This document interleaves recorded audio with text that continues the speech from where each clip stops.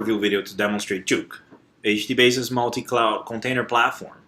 It is very common to hear engineers and operators discussing how complex it is actually to deploy a scalable container platform, either on local, public, or hybrid cloud. And it's even more common to hear them discussing on how difficult it becomes when you have requirements such as persistent storage and network across multiple clouds, and those are the issues that JUKE actually solves. JUKE creates an abstraction layer of storage, networking, compute across clouds and deliver a persistent storage and networking across them, reducing deployment times many times from hours to just seconds. After login, the first screen that is presented to the users is actually the dashboard, which is the one you see in front of you. Here you can find information related to how much memory is available, CPU, and storage, as well as a breakdown of resources that are coming from cloud provider and your private infrastructure. On the second row, you have workload, node, and network information.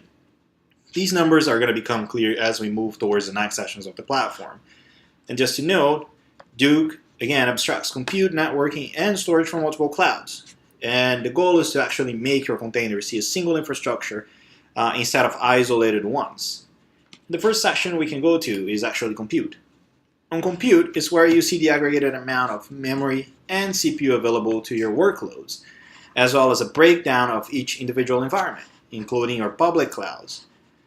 As you drill through your public cloud, provider, or your local infrastructure, you're going to see the instances that you have available, how much CPU you're getting and memory from that cloud provider. And if you need more details, just click on View Instances. Here, you can see the detailed monitoring information such as CPU, memory, application utilization. So you understand why you have application utilization of memory, CPU, and what's actually driven the consumption of your servers, and network. And it's important to mention as well that what you see here, the functionalities that you see here, it's available and common across the different cloud providers we support, as well as your local infrastructure. Before, if you required an additional node from the cloud to deploy more containers because you don't want to scale locally but you want to scale to the cloud for a temporary need, you'd have to go to the cloud provider, configure your network, configure your storage, launch the instances, and many times even have to go inside the instances itself and configure them before you can launch your containers, which can take minutes or hours sometimes. With JUKE, adding a new node to your infrastructure on the cloud, actually, you just have to click on the plus sign, give your new instance a name, select the size you want, and click on Add Node. That's it. The node will be automatically launched in your cloud provider that you selected. Network will be automatically configured, and storage will automatically be abstracted and included in the file system, in the global file system we have. From a network perspective, you see that we actually present a layer 2 across your cloud providers. So as you move your containers around, they won't see AWS, Google, or Azure network, but they will see a local infrastructure and network, so they can actually carry around the IP and the persistent storage. The second section to go is actually storage. JUKE runs a distributed storage that creates a global file system across clouds and provides a native persistent storage to your containers. Here you can see the storage dashboard. Information is available on the utilized and available space. And if you go over to the servers tab, you can see that we have an AWS server and a local server cooperating to my pool of storage.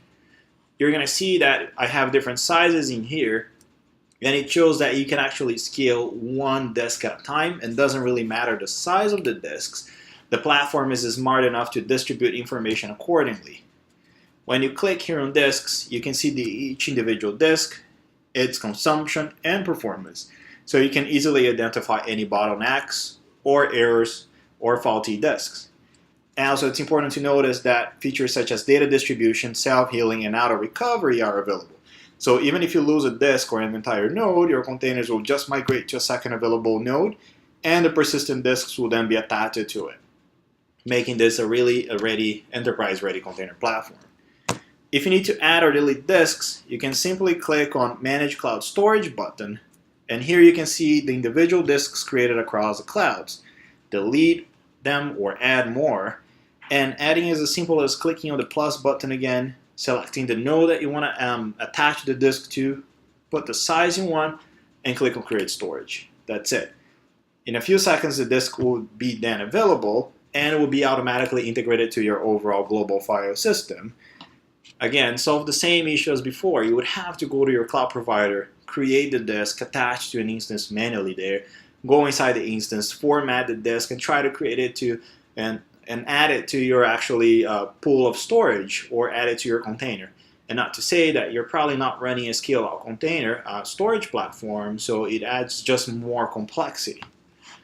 On the network side, you can create detailed networks that will be made available to your containers when deploying them. To create a network, just click on the plus button, enter the required information such as IP range, gateway, and you can tag it to a VLAN if desired. That's it. The network will then be available to be attached to your container. You can see the ranges in here as well as the IP available. And as you start consuming more IPs, your containers start consuming more IPs from the network, you'll see that number decreasing here. One point that is interesting to hear as well is we can attach multiple networks from different VLANs to the same container, so it gives you more flexibility and enterprise type of requirement-ready platform as well. For deployments, everything is driven out of JUKE's marketplace. Here you can find actually pre-built applications, such as different operating systems you want to deploy your containers with, applications such as Oracle, MySQL, Redis, Spark, and many others. As well as you can import your own applications and container images. In order to deploy a new container, just click on the Install button, give your new container a prefix name, if you like, the number of instances you desire, the host where it will be deployed, and the network you created that is available to you.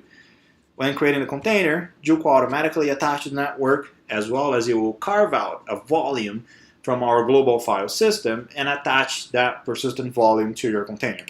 So that's it. No more tricky network configuration on the background, no more concern about how do I create and how do I carve out volumes and persistent volumes for my container. What happens if my container dies or if my infrastructure dies?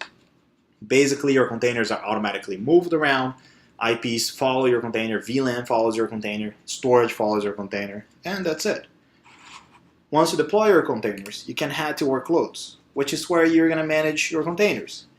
Here you see automatic monitoring of your containers as well, which is another issue we have and see many clients going through actually.